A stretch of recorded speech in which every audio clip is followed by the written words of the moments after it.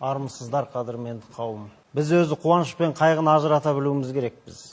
Қасіретті біздің тарихымыздың беттеріндегі күліп атап өтуге болмайтын, жылап еске алатын күндеріміз бар. Сондай-ақ қуанып еске алатын, атап өтетін күндеріміз болады. Осыны ажырата білуіміз керекпіз. Негізінде рухани тазару біздің өткен тарихымыздың және осы алаш арыстарының еңбектерін бағалаудан басталу керек. Сондықтан сіздің сұрағыңыз не бере алды дейсіз. Әрине ол кісілердің бергені көп, бірақ біз соны ала алдық па? Орындай алдық па? Қараңыздар, кезінде ол кісілердің көтерген мәселелері тіл мәселесі, жер мәселесі, мына білім беру мәселесі көп өзекті. Ұлт үшін, ел болам деген ұлт үшін көп мәселені көтерген, айтқан.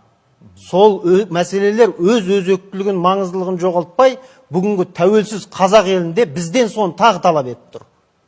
Қараңыздар мінекей. Сондықтан бізде әлі сол проблемалар сол кездегі. Сондықтан ол өте маңызды, керек нәрсені олар сол үшін жанын құрбан етті, сол үшін айтты. Кезінде сол үшін шынымен де айтып атқандай, расында да олар қашып кетіп басқа жақта өмір сүруге болатын еді. Бірақ та міне өз ұстанымдарынан ауытқымай, ұлтын қалай сүйді, солай соның жолында өздерін құрбан ете білді арыстарымыз. Бірақ соның барлығын шырылдап отырып, біз қазір істей алмай отырған нәрсені сол кезде қылышынан қан тамып тұрған заманда істеді. Осының өзі үлкен ерлік мінекей. Бізге бар мәселенің ненің не екендігін айқындап, ашып берді, көрсетіп берді. Сол мәселелердің барлығы өзектілігін жойып, солармен бірге жоғалып кеткен жоқ. Бүгін біз сонымен әлі, егер біздің мемлекетімізде бір кемшіліктер болып атса, бүгін қолымыз аузымызға жетпей, ұлттан тағы да басқа көп өзімізді өзіміз тани алмай отырған жағдай болса, онда ол бірден бір осы алаш азаматтарының ұстанымында бізге ұсынған және бүгін тәуелсіздікке ауадай қажет мәселелер болатын. Жалпы тарихтан сабақ ала білуіміз керек біз. Тарихтан сабақ алу керек. Отбасындағы тәрбие атана, ал ұлттың, елдің тәрбиешісі тарих болады. Сондықтан біз тарихтан сабақ алмаймыз, біздің бір жаман жеріміз. Бәріміз ішкен жегенге мәзбіз, жүріп атырмыз әйтеуір. Бірақ тарихтан сабақ алу деген, мысалға біз кезінде не істедік? Басымыздан өтті, енді соны қайталамауымызға болады ғой. Сол кем-кетіктер түзетуге болады ғой. Біз оған жалпы мынау дұрыс елдің жалпы ең маңызды ұлтқа, елге, тәуелсіз елге қажетті екі нәрсе бар. Бұл жерде соншалықты күрделі формула жоқ. Бұл тіл мен тарих. Сондықтан тіл мен тарихты көлеңкеге тығып ұстамауымыз керек біз. Біз көлеңкеге жасырамыз.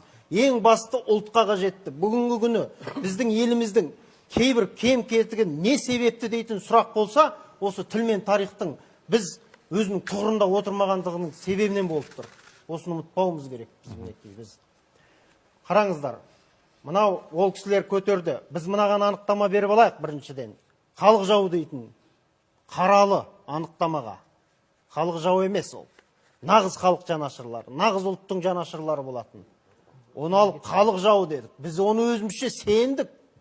Халық жауларының ұрпағына кейін бейтіп, үркіп, бөтенсіп, оларды сөйтіп қарадық. Ұят нәрсе бұл дейтін. Осының өзі мінекей.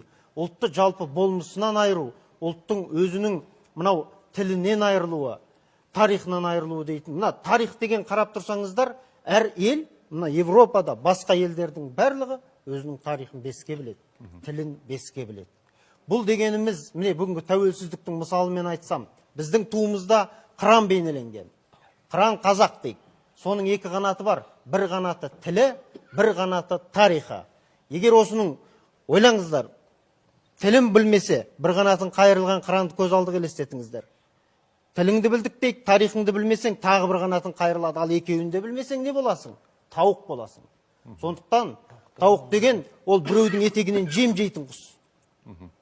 Ол біреуге тәуелді құс. Және оны егер ол сол өзі соған тәуелді болып жүрген адамнан айырылса, оны ит те құс та жеп кете алады. Сондықтан біз осындайдан арылуымыз қажетпіз.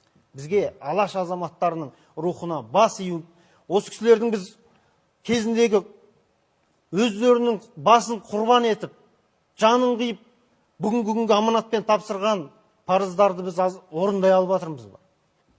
Міне сұрақ. Сондықтан осы жерде осыны әрбір ұлт білу керек. Ұлттық намыс дейді. Өзі мынау ұлттық, біз мына құлдық санадан ұлттық санаға ауысуымыз керек біз. Орыстандыру деген бұл не? Орыстандыру дегеніміз бұл кезіндегі отарлау саясатының ең басты маңызды механизмдерінің бірі болатын. Ұлтты жоюдың. Соны ұмытпауымыз керек. Біз өз еркімізбен қазір бізге қару қолданбай-ақ, күш қолданбай-ақ бізге, біз өз еркімізбен орыстанып мәңгіріп кетіп бара жатырмыз. Осыдан сақтану керек. Жақсы, қошеметтеп қояйық. Рахмет.